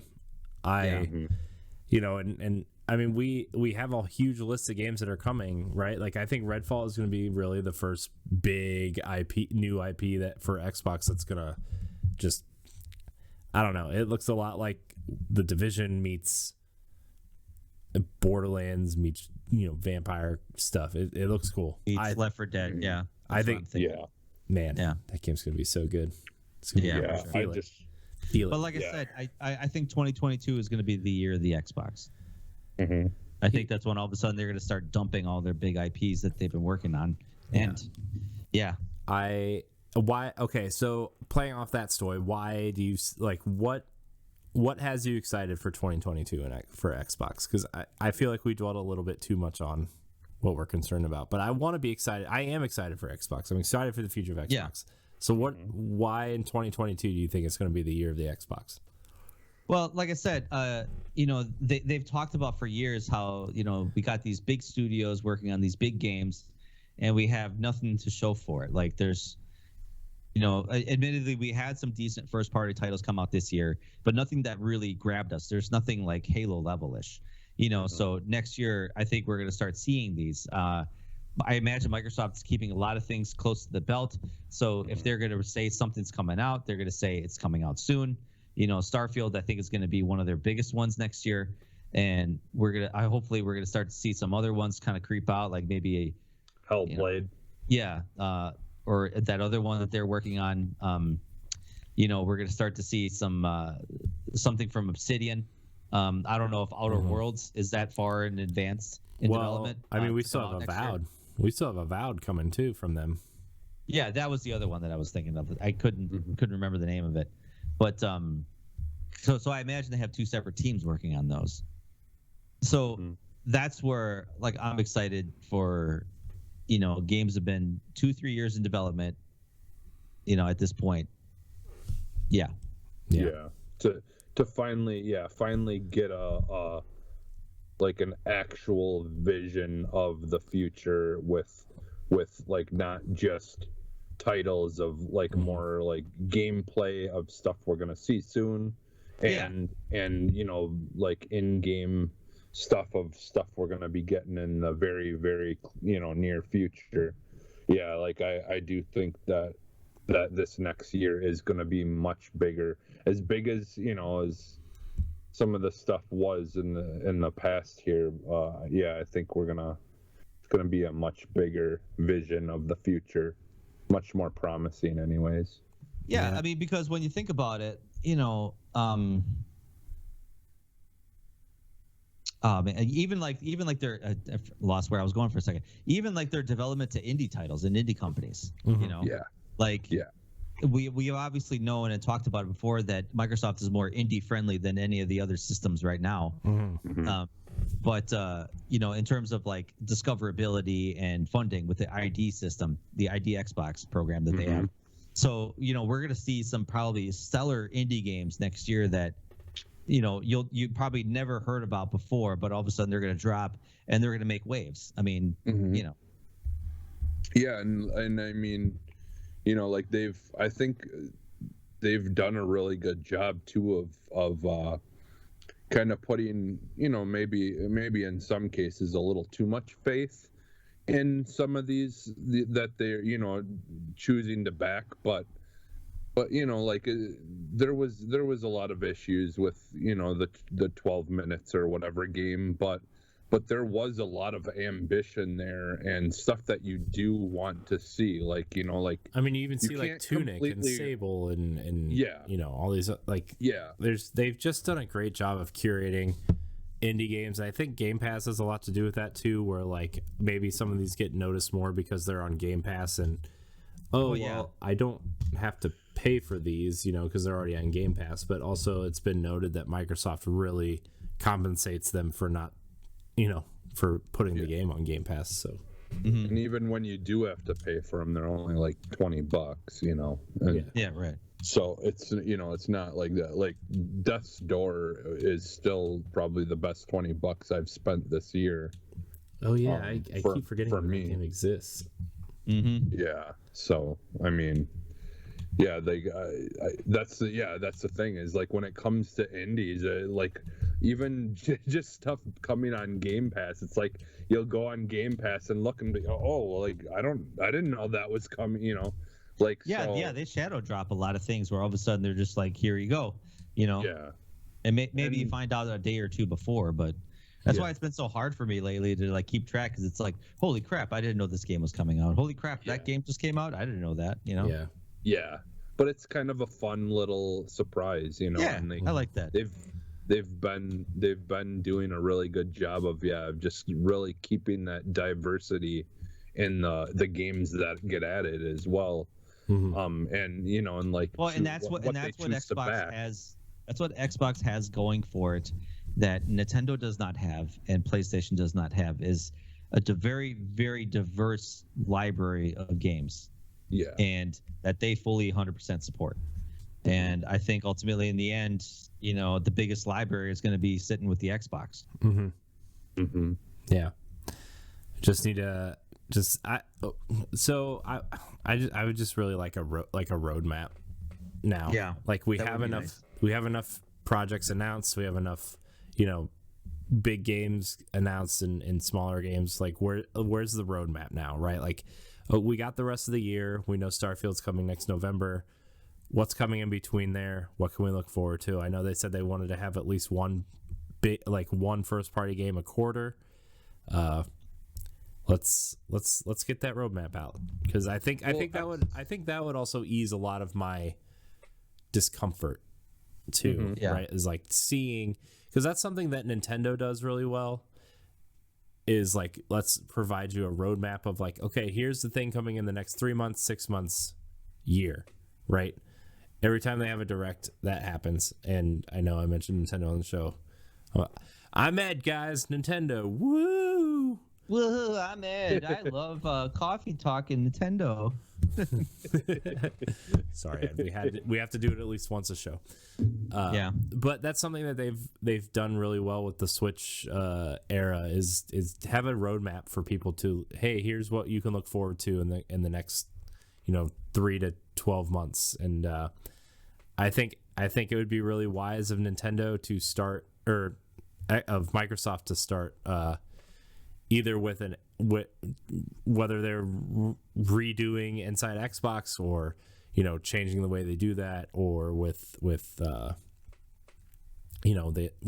their event that's coming up? God, Exo. The Exo event. Yes, thank you. Yeah. November 14th through the 16th, by the way. Yeah. Like honestly, I think like almost like a quarterly XO event, just to say, hey, this is what we got coming down the pipeline. Yeah. This is what coming out next quarter. yeah. Because Nintendo does that very well, admittedly, is that they keep things very close to the belt.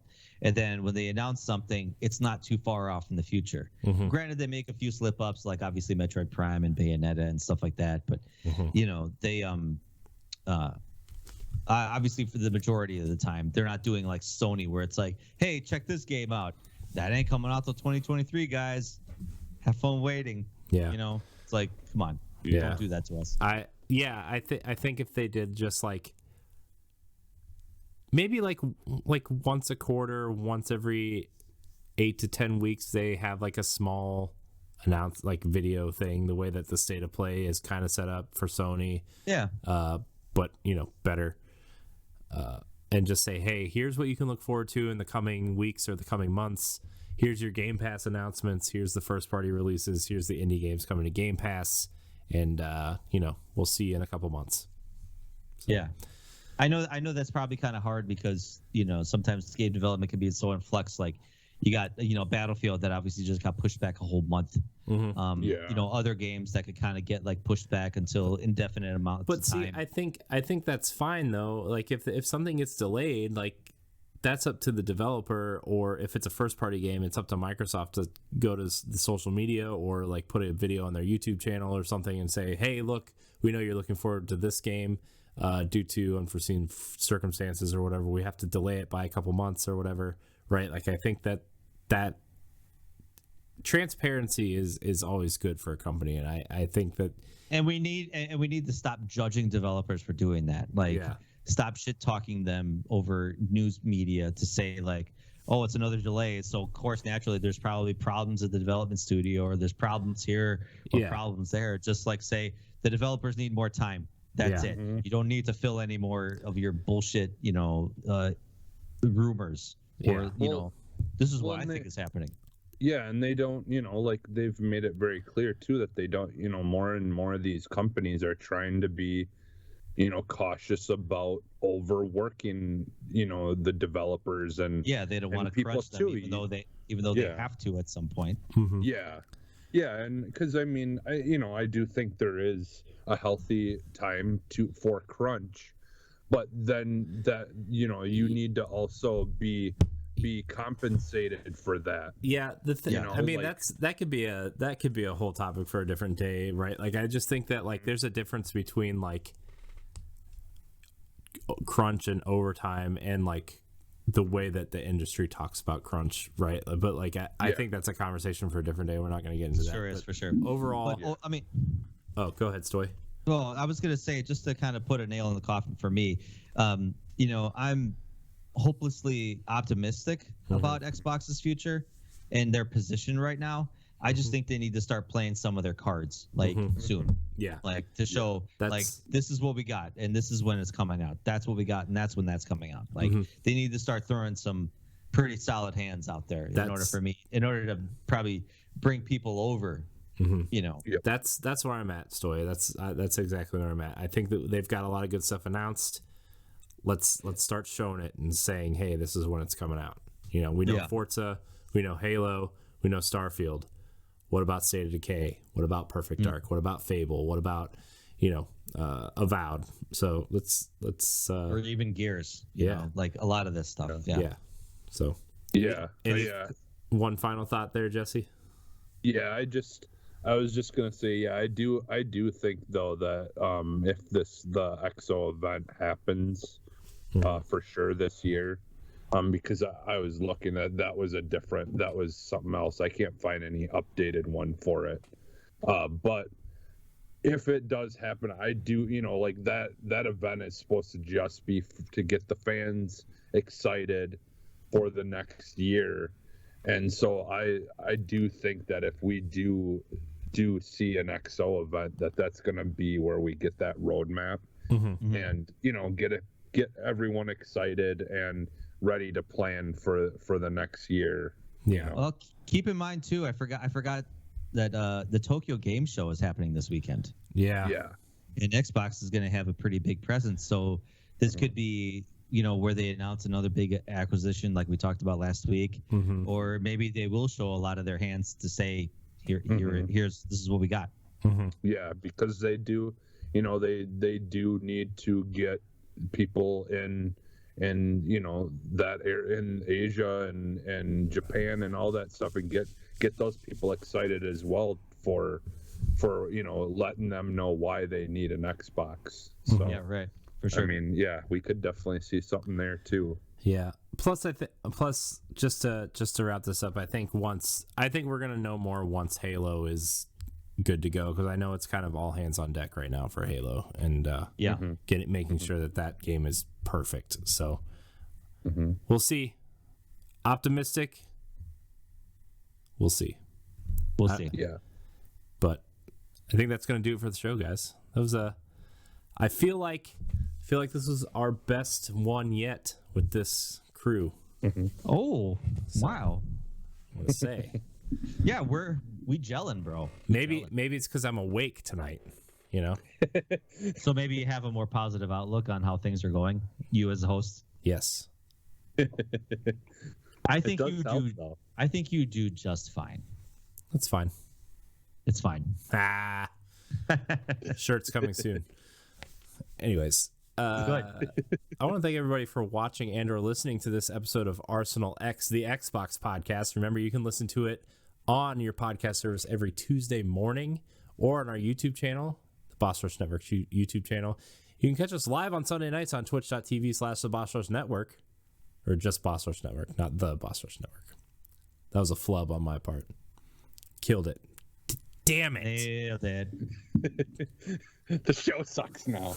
Oh, you can catch all the way to the end. You can catch all of our content on bossrush.net and find a plethora of shows and written content to enjoy.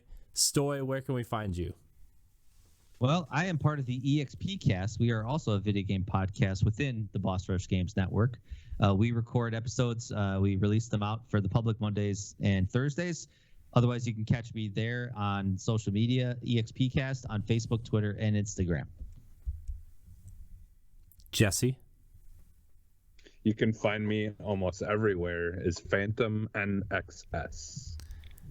Neat. You can find me at I am Corey NHD on Twitter and Instagram. You can find me hosting the Boss Rush podcast on Wednesday nights here live on Twitch, or on Monday mornings on your podcast service of choice. Stoy was on the most recent episode, the That was a lot of fun. The comeback episode, he would say. Yeah.